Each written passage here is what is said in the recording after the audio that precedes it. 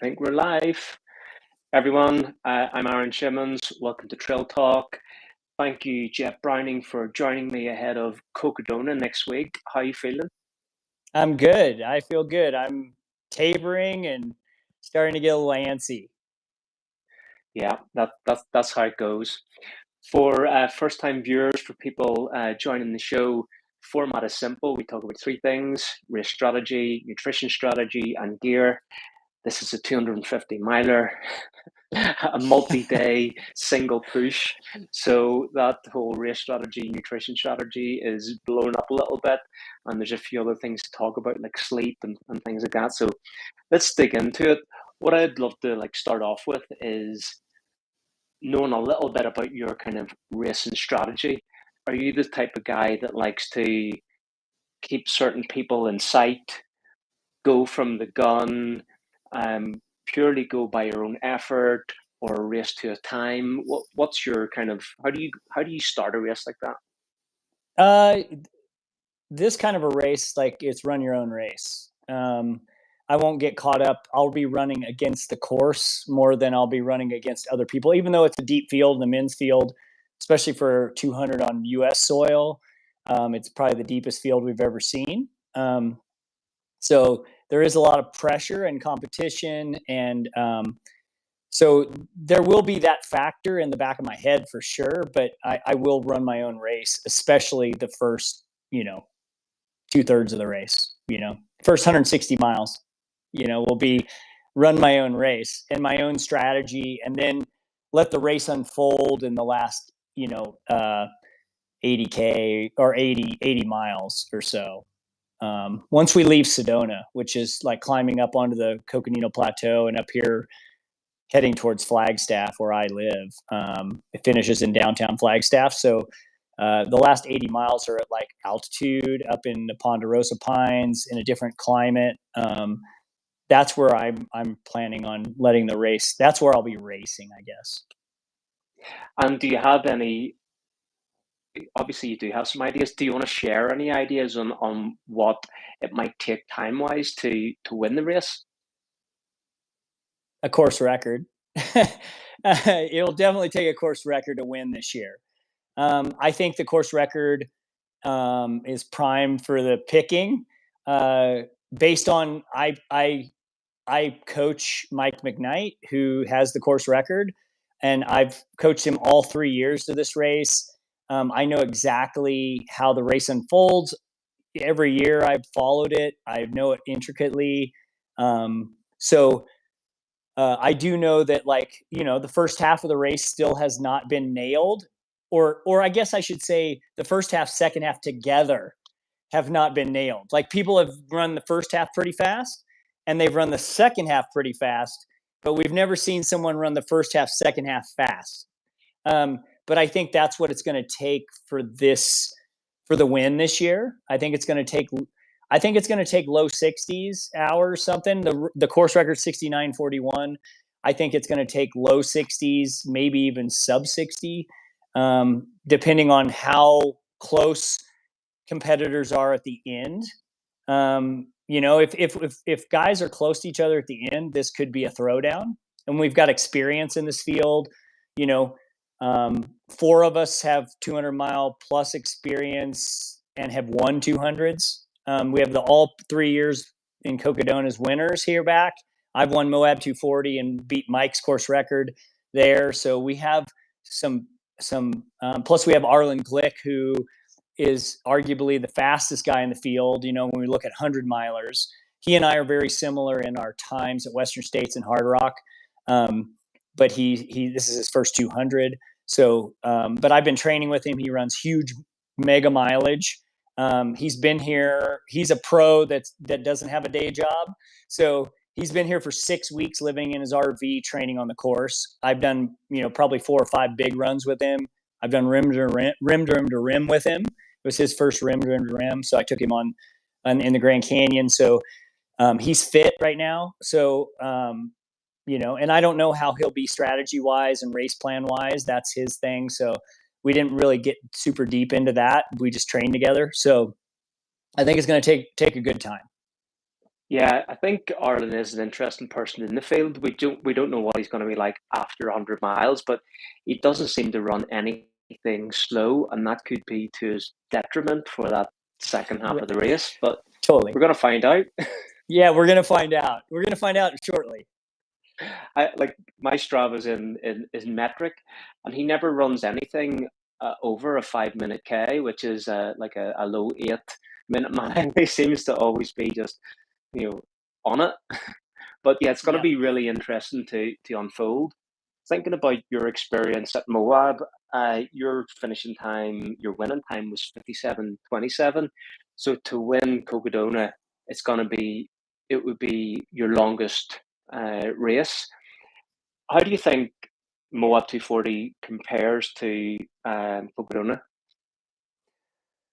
Uh, I would say that um, they're kind of similar as far as like how much climbing. I think there's a little less climbing in Moab, if I remember right. Um, but Moab's really hot. The year I did it was record 3 days of heat.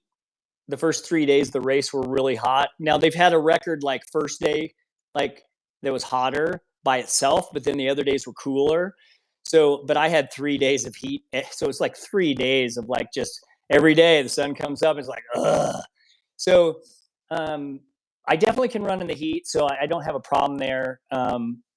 That course can be really, really tough. I think I didn't manage my sleep strategy very well in that race because it was my first. And I was going off like kind of what Mike McKnight does and what other people had recommended in, just like somebody like Jason Koop, like what he would recommend to 200-mile runners. And I've changed my strategy since then. I coached Sarah Ostazuski as well, who won with the women's course record last year. So between her and Mike and all the coaching of other people too, like I kind of have a different philosophy of sleep than I used to. So I'm going to do that strategy. I'll definitely sleep on night one and not go through the night, which I think some of those top guys will go through the night. And so I might have to let them go, and that's okay. But I think it's better to sleep earlier than later. So I mean, yeah, because these guys could get pulled more into the hype of The the race. race. Yeah, and it's probably, as you were saying, it's better not to think of it as a race until a certain point. Yeah. What else do you want to share about your sleep strategy? Do you have like an amount that you think will take per day or overall in terms of I'm time? basing it on my Moab. It was a total with everything. So planned sleeps, unplanned sleeps that were forced, where you had to, you're just like, I have to sleep. I can't even function. Um, was about an hour and 10 minutes worth of sleeping total. So I'm trying to do a little less than that in 2 naps. So we'll see. Night one, night two, basically, is the sleep strategy right now.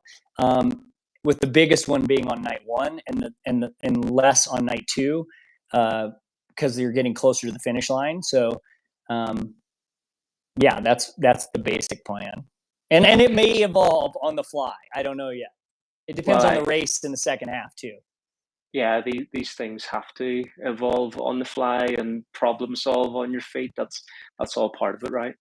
Yeah. So, in terms of managing your effort, are you a guy that goes off just RPE, or will you check in on a heart monitor, or how would you gauge your effort? Yeah, RPE. So just perceived exertion will be like the basic metric. I will, in these races, we're trying to get our watches to last as long as possible and everything else. So like my heart rate, like will be turned off.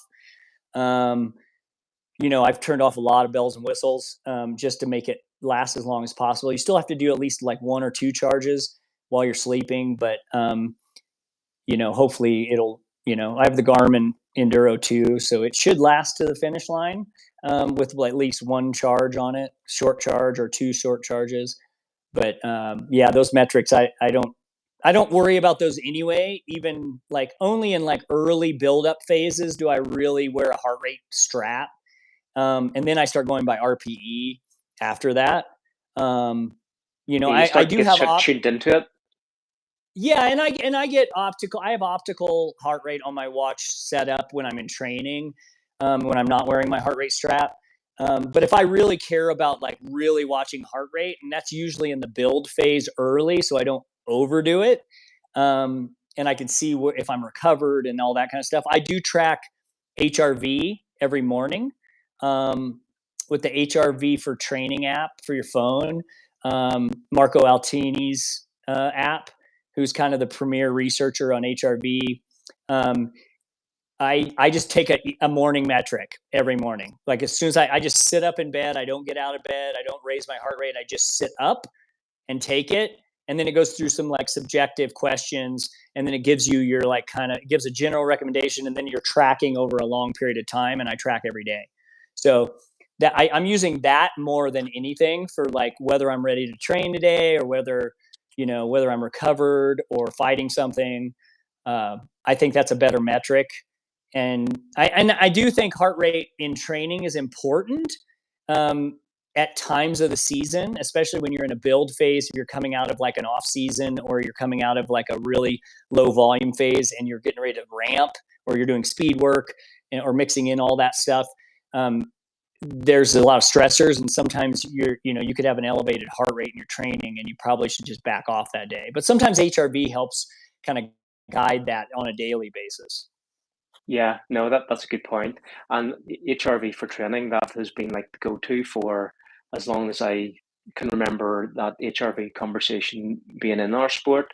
I've been using that for a long time as well, but it the the apps kind of got little bit more bulky now. It used to be fairly slim and simple, and it was the test, the tracking, the logging, and that was it now. And it kind of put me off it a little bit, but I do still track HRV. It's an interesting one. So let's move on a little bit, just into we'll move into nutrition, but um, we know you're an OFM guy, right? I think I've got that right. Yep. But I know that you take carbs strategically, is what you would say. Do you have like calorie, carb, protein kind of goals for the day, goals per hour? What are the things like You mean as far as like your for the sprint race, for the race? itself? Yeah, yeah. I'm on carbs on the race. Carbs are all on. A little bit of strategic protein during the race, but mainly, I'll be on tailwind with my own custom mix of electrolytes mixed into that. So with the powder, um, and then I'll do gels, organic gummy bears. I also do like salted plantain chips, banana chips, uh, Boulder Canyon, like avocado oil, potato chips will be mixed in. So that's kind of on the move nutrition. And then, and Vespa. Then with crew, I'll drink Ketone IQ. We'll have like my own bone broth, like chicken bone broth, um, like a salty bone broth. Kettle and Fire is the brand here in the U.S. It's like an organic kind of bone broth brand.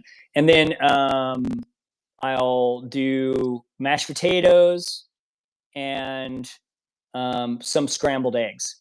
That'll be the main nutrition with crew. And then that's really it. Like some of the backcountry aid stations, I might eat a little fruit at the aid station, but it'll be super simple, move through quick, get refilled, and so forth. So that's the basic nutrition. It's pretty simple. It sounds to me like you're getting properly carved up here. Yeah. Oh yeah. It'll be a lot of carbs. I mean, about 200 to 250 calories per hour from carbs when I'm on the move. That's kind of a target. And then but in everyday lifestyle diet, it's different. It's more animal based. So I try to get 1.1 to 1.3 grams per pound of body weight of protein a day. So like my breakfast was 4 eggs and raw cheese on it. So I got probably 40 grams of protein this morning, had a glass of raw milk as well. So I'm probably close to 50 grams of protein already this morning. And so I try to hit 50 to 70 grams of protein per serving, like three servings a day. I don't really snack. I just eat kind of three main meals. And then I'll eat 3 to 4 servings of fruit and starch a day, either potatoes or sweet potatoes and fruit. So all kinds of fruit, whether it's berries, apples, oranges, bananas, mangoes, whatever we have, cherries, all kinds of stuff. I mix it up.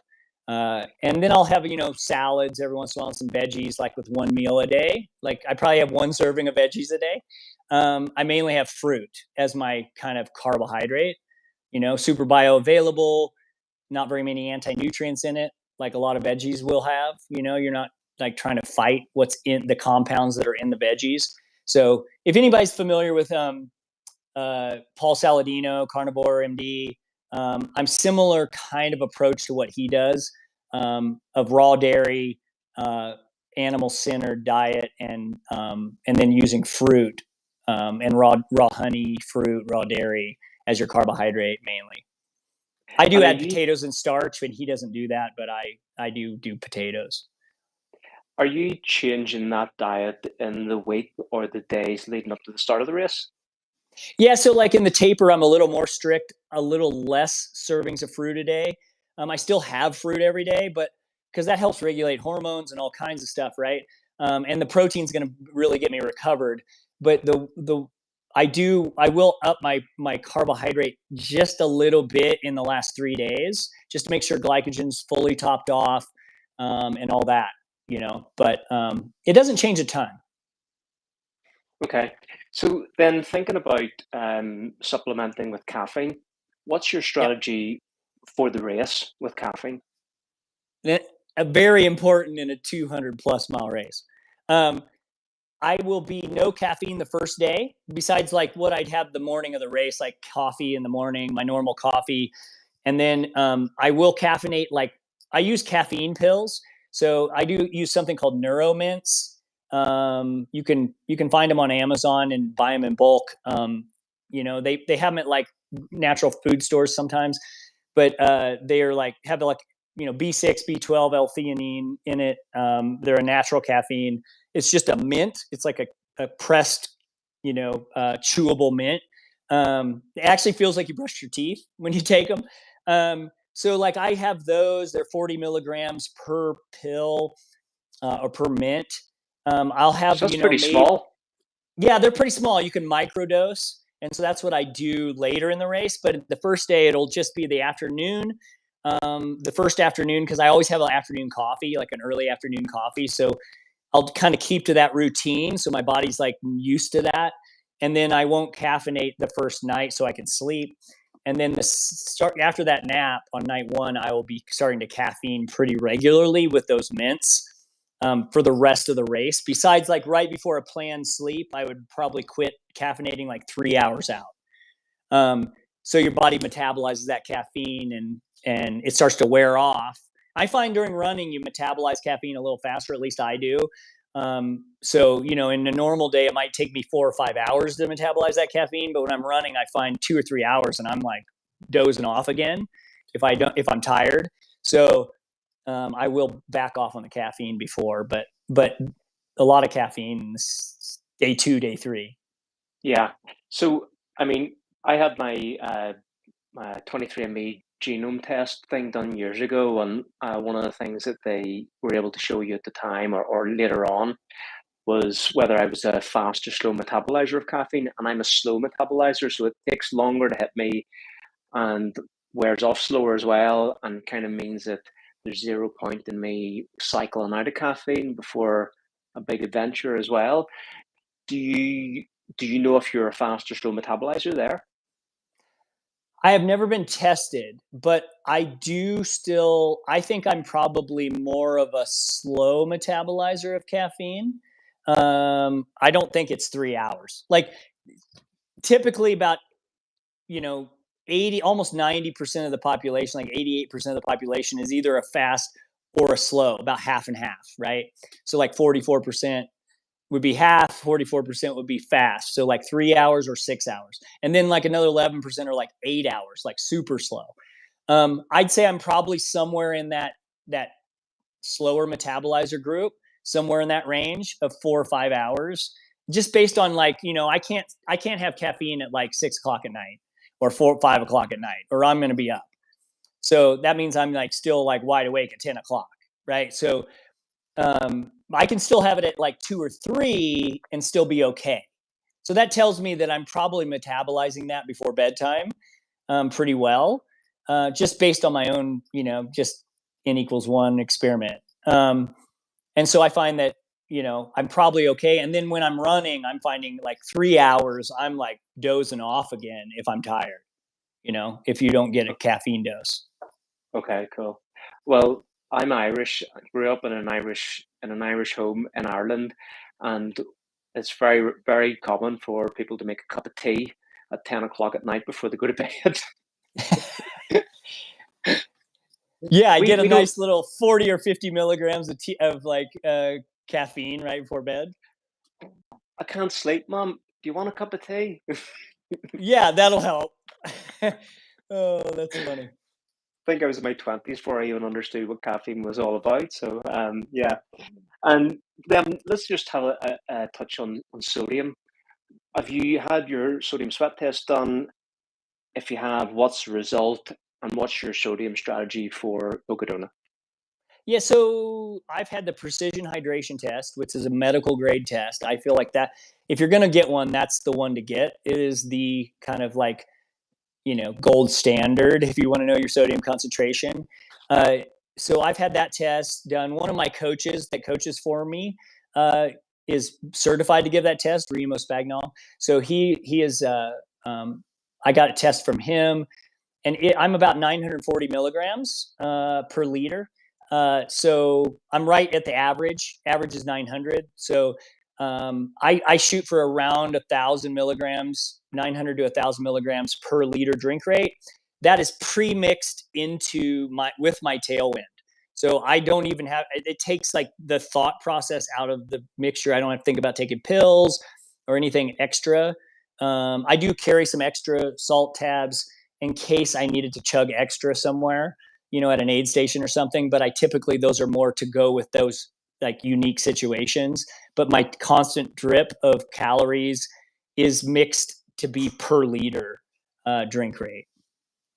Okay, so you'll be hitting 1,000 milligrams per hour via tailwind, which is quite. Per liter, not per hour. So per Oh yeah, liter, yeah, per right? It's liter. per liter drink rate, not per hour. There's been forever in ultra running like that recommendation of so much sodium per hour, so many calories. But now calories are appropriate per hour, and so is drink rate per hour because it's going to vary depending on temperatures, right? If it's hotter, you're going to drink more per hour, and if it's cooler, you're going to drink less per hour. But your sodium concentration needs to be consistent per liter, and that's definitely how we coach it as well. Yeah, yeah. I had the same test done last year, and I'm just under 1,400. Yeah, you're So high. I'm pretty high. I get So, the okay, I had a question salty for you. cat. Did you struggle in races sometimes, especially hot races, before you knew that number? Because you probably weren't taking enough. Yeah, I wasn't taking enough. What I found was I would start to get like stomach bloat and slosh around the 7 hour mark. And I guess like I was just excuse me, getting further and further into the hole. So as soon as I changed that, and then Swiss Alps 100 last year was the first race that I was hitting the right target. I was able to take gels for majority of the Yeah, race. yeah, your gut's there the whole time, right? It doesn't turn off. When you can get that number right, you'll be like firing on all cylinders, and you can take in calories and liquid and everything. Yeah, it was a game changer. And something else that was just like a little extra thing that was really cool was I had stopped wearing waist belts because the longer into these deficits I was getting, the more uncomfortable they were becoming. So I was Yeah. ending up wearing a pack for things I didn't really need a pack for, which again is like an extra layer as well. So just these little small things that have helped me. So yes, Cool. I think it feels like the sodium thing is like one of the current frontiers in learning for ultra running nutrition. So I think it's a good thing for people to get done. Yeah, I do too. We recommend it in our coaching business for everybody to do it. Like we push it because it's like that's just another like genetic metric we can know about you specifically, right? We can guess, otherwise we're just guessing. We can guess based on the average and then your feedback, but we're and I found that like I can get people pretty close.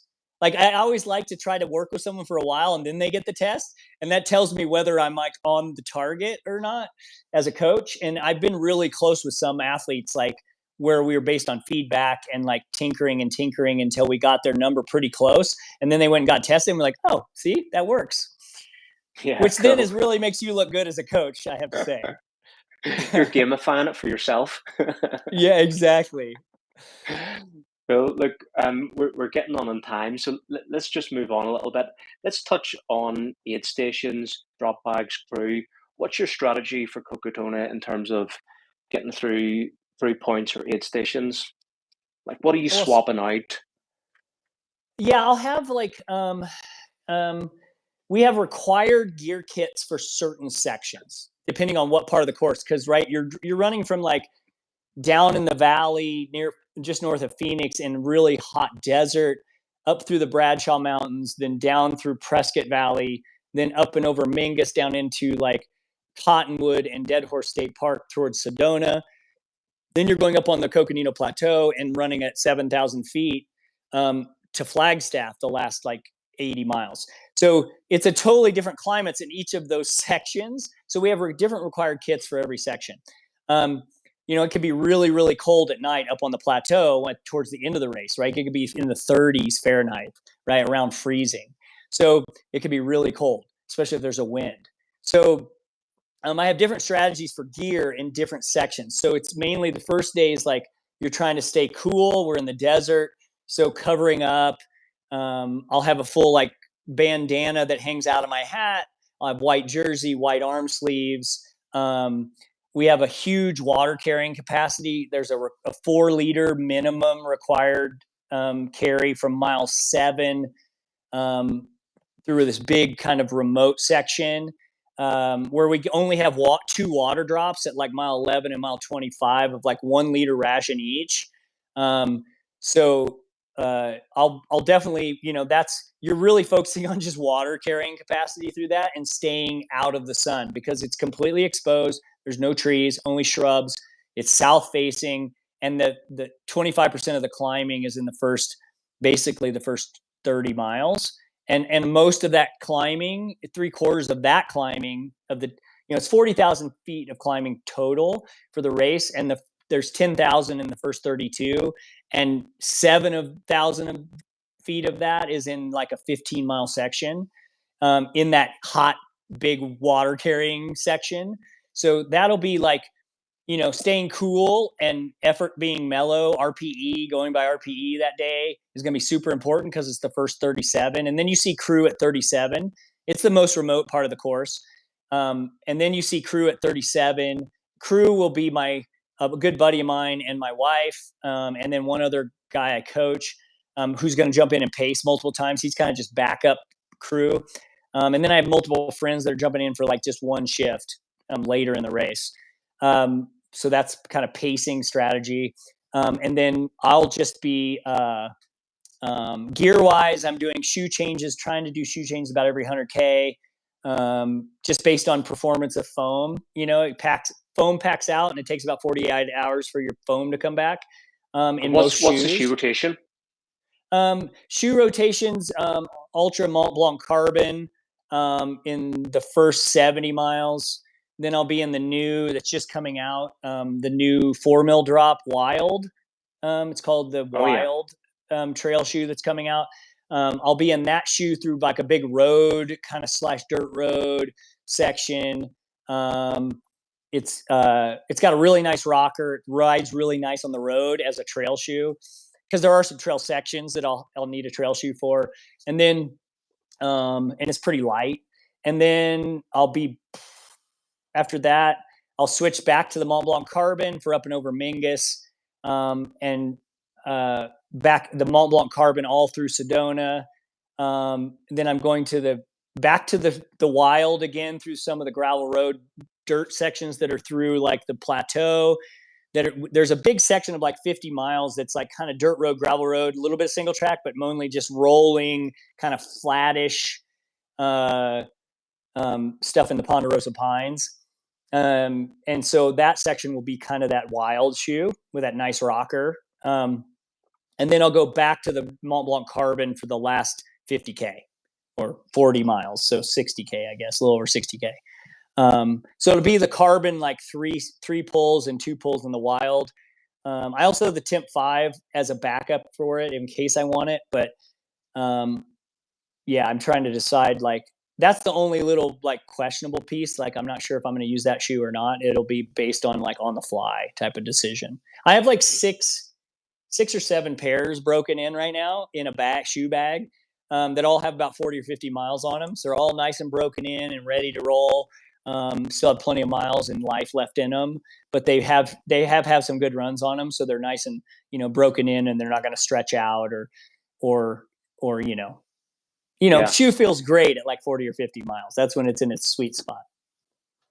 Yeah, I've heard that whole experience, the wild, even the road. I've heard that they're super comfortable, that whole family of shoes. So yeah, that's probably I think it's going to be a shout. popular shoe just because everyone's been asking for a 4 mil drop with a, with a foot shaped toe box. And there's not very many brands that have even, been giving anybody that kind of a shoe. So, and it's really good. It's light. It's really meshed out.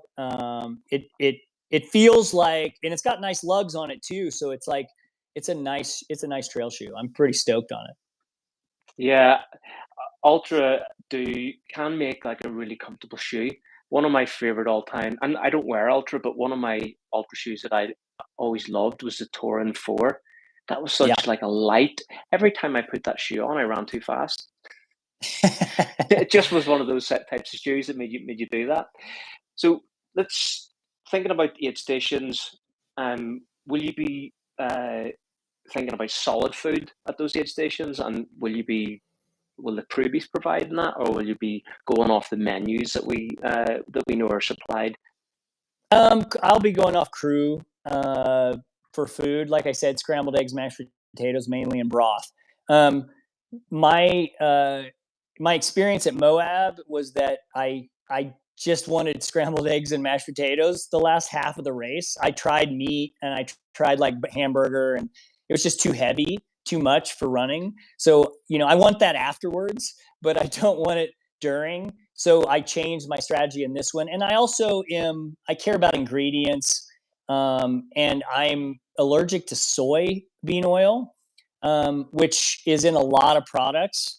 It's like a cheap filler for a lot of like processed food, but it's also like in like, a lot of aid stations will use like a spray coating for their pans and stuff. They're going to make eggs, like Pam. It's called Pam in the US. And it's basically a vegetable oil, seed oil mix, and it's got soybean oil in it. So I can't have any of that. So the cool thing about Aravaipa is Jamil's mom runs the food, and she like, I just saw them. I was down in their offices headquarters in Phoenix last week for Fuji. I was announcing for Mount Fuji, English version of Fuji, announcing for live feed. And I was hanging out with them, and I was talking to her, and they're packing for Cocodona at the headquarters right now, or last week they were. And she asked about food because she knows I have an allergy, and she kind of just said, "Here's the like." Really, I was like, well, my crew has everything, but they're like some of the early backcountry stuff that's more remote. She's like, they will have like eggs at one, and they're only going to have butter. And she was letting me know that there won't be Pam. So she was they will accommodate if you let them know ahead of time your restrictions. They'll do their best at least to tell you, like, hey, this bib number has a special diet, and and then they'll give you a list of at least aid stations that are safe. And so she did give me that, but I don't know if I'll use it because I'll be racing. So like, I just stick to my own food. Yeah, that I mean, people talk about the difference between American and European aid stations, and oh, in in European you have the bread and the cheese and the cold cuts and stuff. Like, hold on, I'm really into the bacon and the burgers and the Yeah. quesadillas and all of this. Like, it is a thing of the 200 milers. Like, how many burgers did you eat during the race? Yeah, totally. The burgers are a popular thing in this race. You see it so much like in the live stream, people sitting down with their burger and hash browns or whatever. It's kind of Yeah. cool as well. But Yeah, eggs and burgers are popular in 200s. yeah, so let's just like jump on to the finish because we're on 35 minutes. I appreciate your time on this busy week, especially. Once you get to the finish, what is your recovery protocol? Food, you know, body maintenance. How will you try to recover quickly from this? Um, I'm big on raw milk, so that's another thing I'll have during the race is a bunch of raw milk when I'm with crew. But I will drink a bunch of raw milk right away, like right out of the jug. That'll be like that's my recovery drink. So I'll drink that. I'll be drinking like electrolyte replacement, like Relight, Redmond Relight, which is a Utah-based sea salt mine, like underground sea salt mine, cleanest in the world. Um, because it's been protected underground. You do not want to see those pink salt mines in India. Yeah, yeah, they're high in metals, you guys, and all the sea salt ones are high in like microplastics. So that's the beauty of that mine. So I've toured the mine too. It's cool, and I actually licked the wall As you in the do, mine. right? Of Yeah, course you would. right. Yeah, it's clean.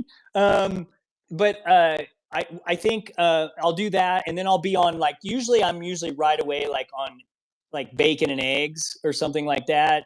Depending on what time of day I'll finish, I will like um, I usually do at night after the race. I'll do like cold cuts, like salami and cheese. It'll be right on my bedside stand while I'm trying to Always sleep. at arm's reach. Arm's Yeah, reach right after a there. work. Just right there. Just like little hors d'oeuvre every like 20, 30 minutes. Um, and then I'll do a lot like the first 48 to 72 hours, I will not do many carbs. I'll mainly do protein and fat. I find I recover really fast when I do that, and inflammation's really low. If I eat a bunch of carbs, I'll balloon up, like my knees, ankles, all that. So I'll be really strict for like probably 72 hours, like 3 days. And then I go out and have like a pint and, and pizza or something as a celebratory with the family. There's a local pizza place here in Flagstaff that does fermented sourdough crust and it's a brewery as well. So I'll have a pint of beer probably, but that'll be like, 3 or 4 days after. That sounds like an exercise in restraint.